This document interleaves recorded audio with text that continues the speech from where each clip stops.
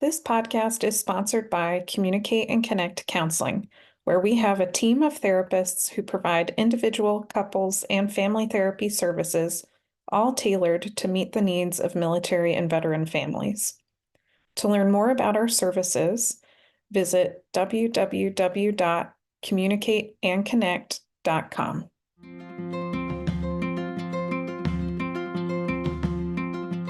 Welcome to the Communicate and Connect podcast for military relationships with your host, Elizabeth Polinsky, a military marriage counselor. If this is your first time listening to the Communicate and Connect podcast, please take a second to go rate, review, and subscribe to make sure you get all our future episodes. We also really want to know what it is you love about our podcast, and if for some reason you're not loving it, we want to know that too, because we're committed to providing the best quality content to help you improve your relationships.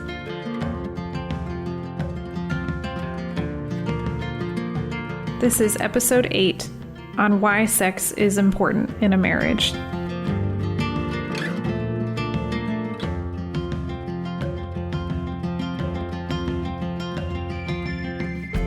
Hey everyone, this is Liz Polinsky with the Communicate and Connect podcast, and I am so excited. Today I have Dr. Laurie Watson, who's a sex therapist, here to talk a lot about sexuality in marriages and long-term couple relationships, and especially how do you deal with sex if you are in a long-distance relationship or over deployment. But first, I'll just give her a chance to introduce herself. Dr. Watson, do you want to take the mic? Sure.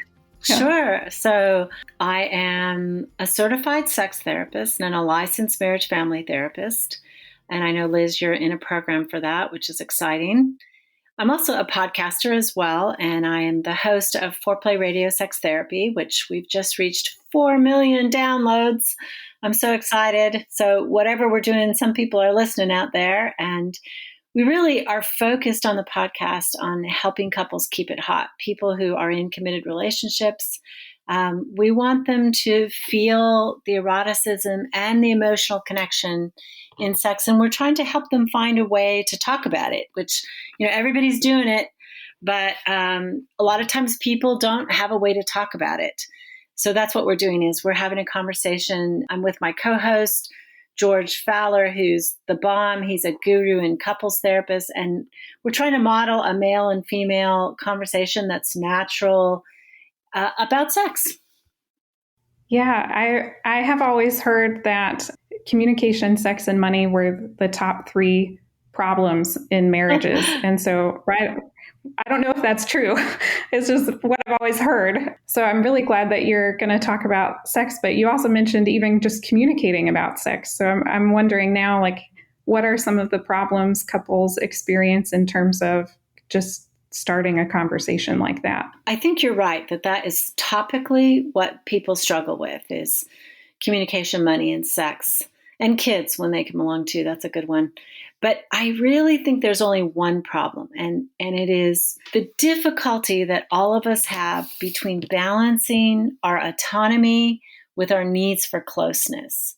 So we all need to be master of our own ship. We need to do our own thing. We need to be respected. We need support for our individuality and our own endeavors. But we also need love and connection and intimacy and sex and excitement in the bedroom. And it turns out that once we marry or once we get connected and committed, one partner seems to corner the market on one of those aspects of the relationship, and the other corners the market on the other issues. So one person seems to want more closeness and connection. Talk to me, spend time with me. I miss you, I need you. The other person seems to be focused on their purpose, and they feel a little suffocated when their partner says, I need more from you. I need more talking. I need more time. Tell me your feelings. That can feel really overwhelming to the person whom I call the withdrawer. The pursuing partner, the one who chases, says, the more I chase, the weird thing is my partner backs up, and I feel really deprived in this relationship. And sometimes in heterosexual relationships, this flip-flops over sex.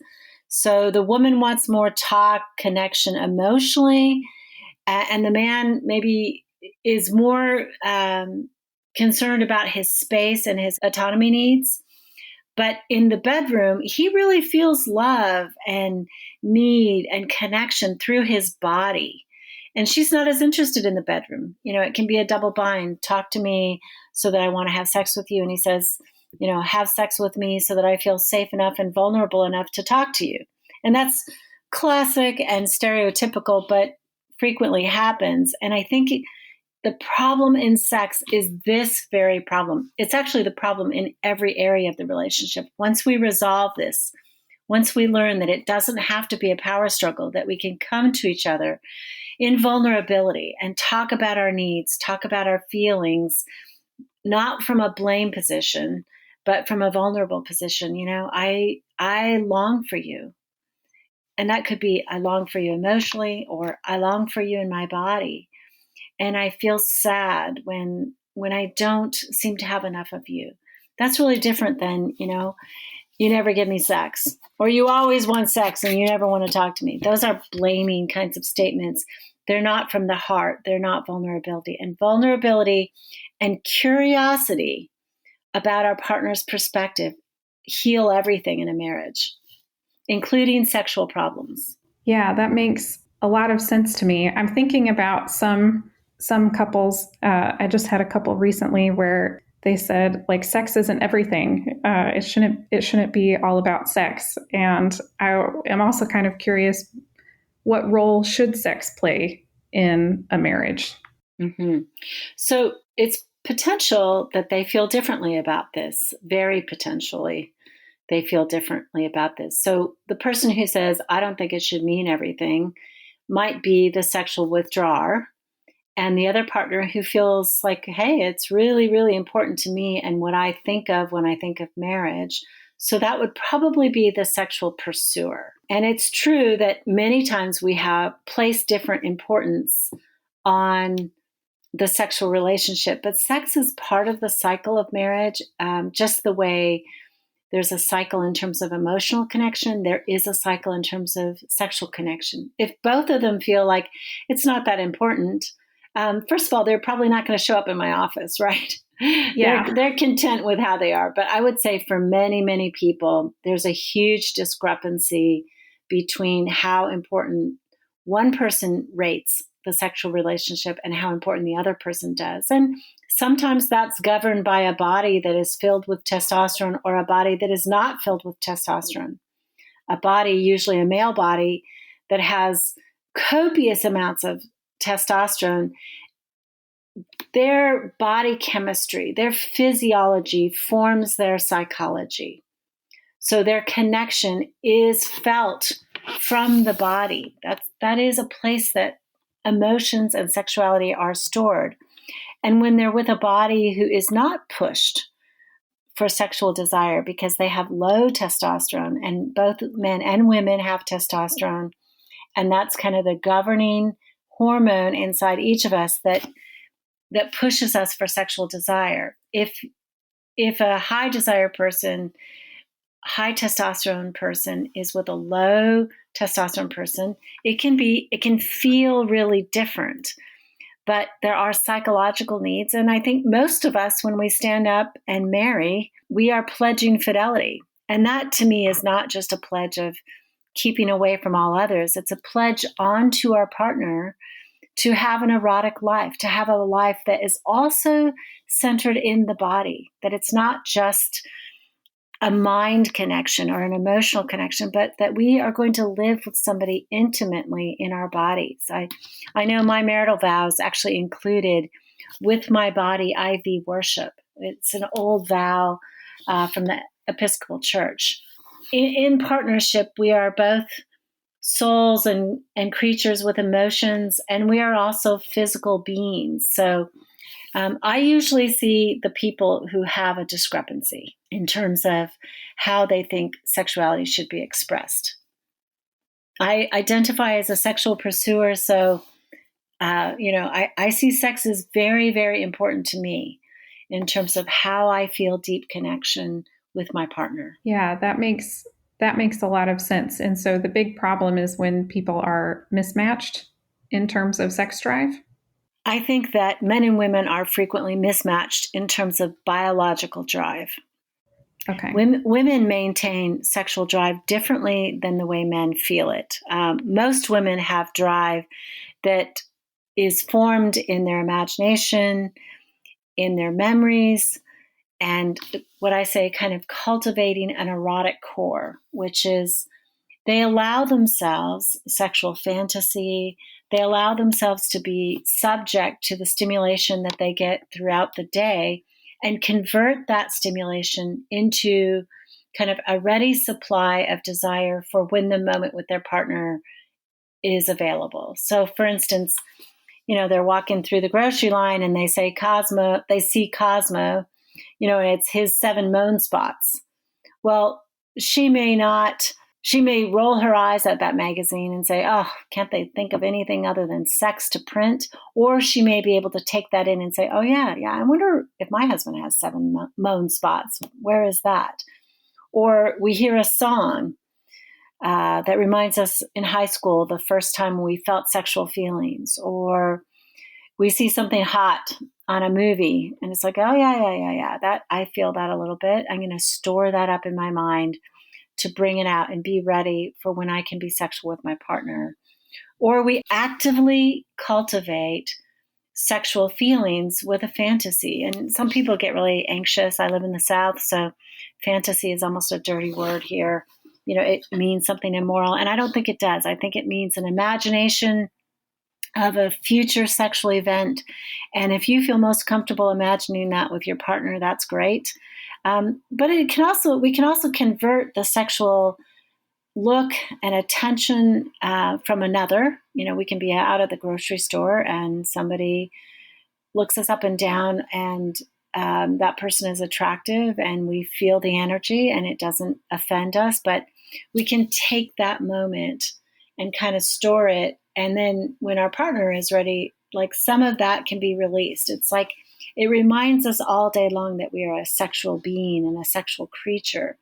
And I think for women, it's really important to learn how to do this, as well as to learn that actually, it turns out eroticism is something that needs to be developed. It is not something that happens naturally. So many of us, we had great experiences in the early stages of our relationship where it seemed to be natural, and nobody ever tells us that we need to actively develop this part, which means learning how to communicate really well and explicitly about our sexual desires, about how we like to be touched, about what turns us on, about the mood and the context that we need to feel sexual. Maybe it's like, I can't really feel sexual very easily when I got 2 screaming babies in the other room.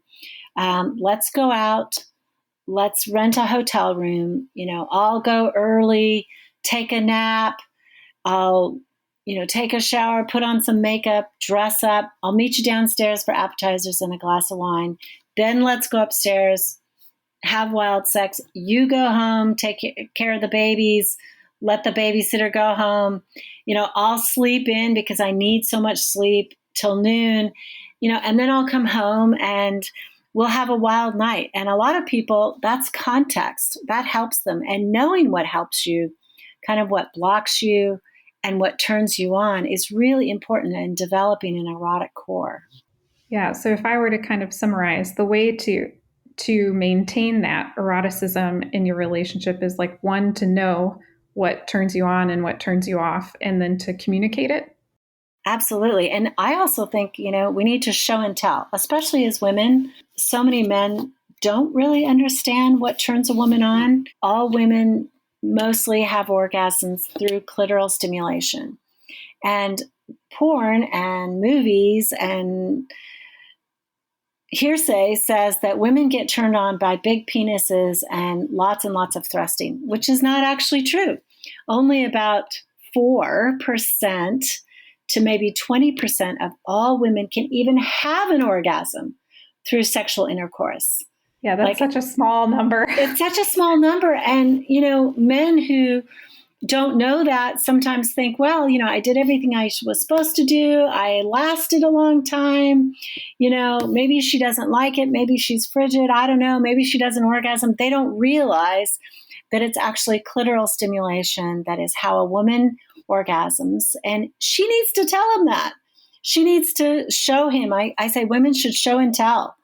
They should let him look at her vulva and show him where all the sensitive places are and how she likes to be touched. And I know that's really, really vulnerable. Yeah, I was thinking even that would be scary. Scary to be that vulnerable. It is so scary, and it is so necessary, because every man I've ever talked to who says, yes, I'm absolutely sure how to help my wife have an orgasm, he had that experience. She, or maybe a former girlfriend, told him explicitly, showed him what she likes so that she could reach orgasm. Because while women may not want to have an orgasm every single time, the majority of the times she needs to have an orgasm, or she's not going to want to do it. If there's no big bang, there's no big deal. And he's going to be disappointed, and he may not know that she's not having an orgasm. Maybe he's not been with a partner who's very expressive. So women need to be able to communicate this directly. My co-host George says that he doesn't think men ever learn that the clitoris is analogous to the male penis. It's actually the same structure as an embryo. It has a glans that's a tiny pea area. It has a shaft, and it actually gets erect as she gets aroused. Frequently, men and women count on lubrication as the signal that she's ready for sexual intercourse, but it's actually vasocongestion, which feels like puffiness and looks like a little bit of swelling. That's more when she's ready for sexual intercourse. And I say women are ready when they say they're ready and not before. But her arousal is determined more when her body engorges with blood, just the way a man's penis gets erect. A woman's vulva fills with blood and sort of becomes erect as well. And the clitoris can become erect. And that's a more reliable sign about where she is in terms of her arousal than lubrication. Yeah, that is really fascinating to hear you say that. I am thinking about how I've heard some women in the couples that I meet with, they'll talk about like feeling like they have to be ready whenever the guy is ready. And recently I've been hearing a lot about faking orgasms because they don't want to offend their partner. Some of them told me that they never had an orgasm with the certain partner. And so part of that is from kind of the lack of sharing that information and what would work for them. Right. Most of it is from lack of sharing. Most men do want their partners to orgasm. And the reality is we have different bodies. I mean, men are microwaves, right? I mean, they can be aroused with an erection and ready to have an orgasm within minutes. Women, it takes us, I call it the 20-20 solution. It takes us about 20 minutes of slow, gentle caressing that is not focused on the breasts and genitals, just to kind of switch mindsets, to come into the body. We have very busy minds. There's many things on our list. So we need to transition right into the bed. And we do that with starting to lay naked together, to touch, to kiss, to become aroused. And then it takes women about another 20 minutes of direct, contiguous clitoral stimulation to reach orgasm. So that's a long time, and that's really different than the few minutes it takes our male partners to reach orgasm. And that can be frustrating for both men and women. Much of the frustration is about a misunderstanding that this is normal. She looks at him and says, "Oh, I'm really slow." And I'm like, "Well, how long does it take you?" "Oh, 10 minutes. I'm like, "I'm going to give you your money back, girl. You're so fast." Yeah. That is a fast woman that can climax in 10 minutes. Or maybe they drop into this pattern, right, of he's ready, so we have sexual intercourse, and sex is over when he's done, which is a terrible pattern because she needs more than that. Vibrators are very helpful in eliminating some of the time that it takes. I mean, she can use it beforehand and get herself aroused so that every touch feels exquisite, or they can use it together. And most women like clitoral vibrators, not vaginal vibrators, because most women don't climax vaginally. And men get kind of anxious occasionally about the use of a vibrator, fearing that they're going to be replaced. And that would be very scary too. Like, oh, maybe she'll want that instead of me. But I got to say, I have never talked to a woman who prefers vibrator to a real live body who is caressing her and whom she's in love with. And I mean, that warm skin and that feeling and sensation of connection is so deeply grounded in our souls. I just don't think it's much of a threat. But I do think vibrators can be wonderful aids for a weeknight quickie, right? When, you've just put the kids to bed and you don't have 45 minutes to have sex. You only got about 15 minutes before you conk out. It's like, great, use a vibrator, use it while you're having intercourse, while you're on top, and see if you can focus attention on your clitoris at the same time you're having intercourse or from behind. It's a wonderful resource that we have available, in our modern era to help kind of reduce some of the time. But I also think women need that long lovemaking because there's nothing more pleasurable than being slowly aroused and reaching orgasm. That's a wonderful experience. And men need to know how to do it. And the only way they're going to know how to do it is by her showing and telling.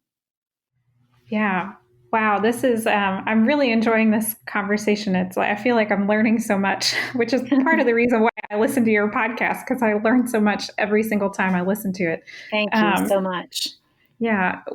So I do have some questions for you about, because, this is a little bit more geared towards military couples who are often long distance. My partner and I were long distance for 1.5 years. And God bless you both, right? Not only are the partners serving our country, but their spouses are also serving our country by holding down the home fort and supporting their partners. I mean, both people, I believe, are in service. So thank you.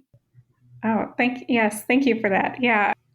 And it's hard. It's hard on a lot of levels. Once we were no longer long distance and we were living together in the same place again, my partner was just gone for 2 weeks. And I was thinking, oh my gosh, this is just 2 weeks. I know I made it such a longer time, but it was still hard in a lot of ways. But I think sex is one of those ones that really stands out when it's such a lengthy time to go without being able to have sex with your partner. So I guess I was curious if you had thoughts about how to keep things erotic if you're long distance or if they're deployed. Thank you, Liz. I think what you're talking about is such an important subject and is shared by so many couples. This difficulty in maintaining connection when you're long distance, and deployment could last even up to 1 year, right?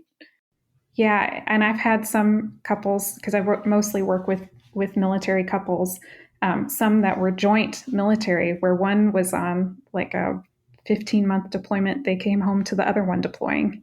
And I'm just like, how do you deal with that? You can't see me, but I'm shaking my head because it's such a huge difficulty. So there has to be a great deal of intention about maintaining connection, both emotionally and sexually, when they're gone. And then we have to deal with the secondary problem of deployment, where the person might experience action and be traumatized. And they say, about 70% of soldiers have PTSD, have been traumatized, and the military is not a place that gets talked about. It gets talked about in my office because if you have PTSD, likely you will be changed and traumatized sexually, because sex requires the ability to let down our guard and let down our vigilance and be merged with somebody. But PTSD and the military in general, right? The training, your training in your body, they dig it in so heavily into your very body that it's about being vigilant. It's always about being on watch. And that's the antithesis of the sexual experience, where we're supposed to let everything go and merge. And so it's very difficult whether you have had PTSD or not, I think to come home from a deployment and then feel like, okay, their partner may be waiting, great, there's going to be this great sexual reunion, and the soldier is like, I don't want anything to do with it. Not because they don't experience desire still or don't love and desire their partner, but it's this difficulty. How do I let go? How do I let my guard down when I've been taught and all my training says that that's going to be dangerous for me? And sometimes I think with PTSD, there's this sense of I've seen such awful things that it almost lodges in the body. And I don't want to be merged with another body whom I love. And somehow or another, I'm afraid I'm going to contaminate them with the awful things that I've seen or done. It is a real difficulty. So stepping back 1 second, maintaining connection at a distance, you have to have some sort of agreement about regularity, whether it's by email or a phone call every week if you possibly can, and some of it may be texting and sexting and talking dirty and talking about your longing in your body. And that can be really difficult, I think, especially for women when we're socialized not to let out of our mouths our intimate feelings and thoughts about sex. Our partner may say, hey, talk dirty to me. And it's like, I suddenly feel frozen.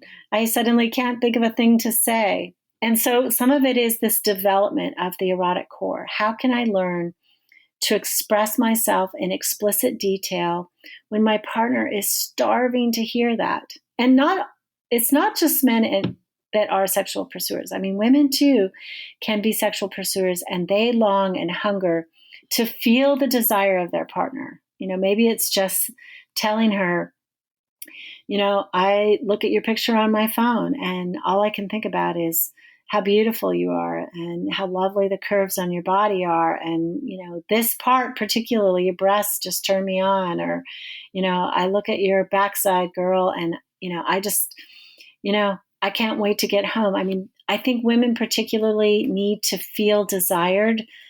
Sex researcher Meredith Chivers says that being desired for women is the orgasm. Like that's a real pinnacle experience for her sexually. And she needs that to stay turned on. So continuing to hear about the desire of her partner can be very reassuring. And I think men often need explicit talk about how she desires him too. We think about men as, they supply all the desire in a relationship, but it's very human to want to be desired. And I think when you're deployed for a long time, that is so painful because you really don't have an outlet sexually. So hearing that from your partner can be like the best news ever. Okay, I've got somebody I'm coming home to. I've got somebody I'm fighting for. They want me in the way that I feel love the keenest. Yeah. So maintaining like flirting, by flirting over email or text message, that helps keep the eroticism there. And so Absolutely. That way when you come home, it's not like it's been depleted or you've gone without the whole time, even if you went without actual sex. And I would say in the flirting, lean toward the spicy side of it. Okay. The really spicy side. Okay. Yeah. If you want, to bless your partner, that's a way to do it. Well, this has been really helpful. I think for me, both me personally being a military spouse and thinking about how am I going to handle it again when my partner is gone on a deployment. At least when we were long distance, it was easier to get a hold of him. Like I could email or I could call him whenever I wanted to. I could text him. We could video chat whenever I wanted to. Even during the 2 weeks he was gone, it was like I couldn't know when he would be able to contact me again. That could create so much insecurity, doesn't it? So much insecurity. This sense of unreliability. I can't reach you when I may need you. And all of us feel security when we can reach for our partner and we know they're there. And unfortunately, in the military, you are physically blocked from being able to have that sense of security. If I reach for you, you're there. It's like, no, I reach for you. I need you. And I may not be able to talk to you for a week or until you come out of, the mission. Yeah, absolutely. Thank you, Dr. Watson, for being on this podcast. Do you have any last thoughts or takeaways for people who may be listening? I am just saying, you have my heart. God bless you both, your deployed partner and the spouse at home.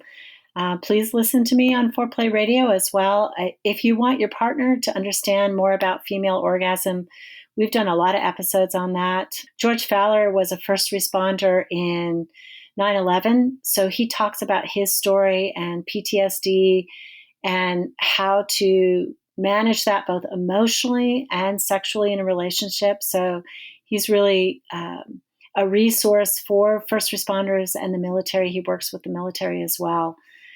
So we would love to have you join us there. And I am just sending good thoughts your way, all of you. And thank you, Liz, for inviting me. And I wish you so much luck on this podcast.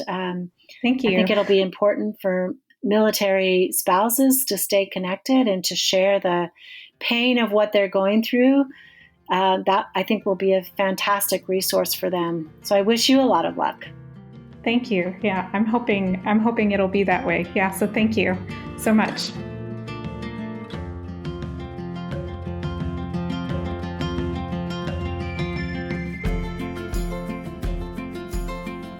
I hope you enjoyed today's episode. If so, please take a second to go rate, review, and subscribe so you get all of our future episodes. Make sure to check out the show notes to sign up for our free 10-week relationship email course. This email course is really designed for people who are maybe having trouble with communication or connection in their relationship and helping them develop some quick wins right away to start improving it.